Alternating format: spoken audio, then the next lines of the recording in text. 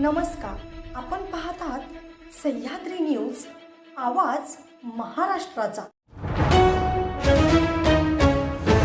दक्षिण मुंबईतील प्रसिद्ध पर्यटन स्थळ असलेल्या मरीन ड्राईव्ह परिसरात आज पहाटे एक काळजाचा थरकाप उडवणारी घटना घडली आहे। भरधाव वेगाने जाणाऱ्या एका दुचाकीनं रस्ता ओलांडणाऱ्या पादचाऱ्याला जोरदार धडक दिली। या भीषण अपघातात दुचाकीवरील दोघे आणि एक वृद्ध व्यक्तीचा मृत्यू झालाय।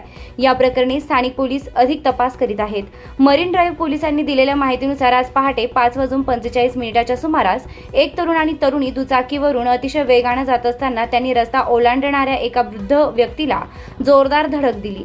धडक लागताच तिघेही दूरवर फेकले गेले। घटनेची माहिती मिळताच मरीन ड्राईव्ह पोलिसांनी घटनास्थळी धाव घेतली।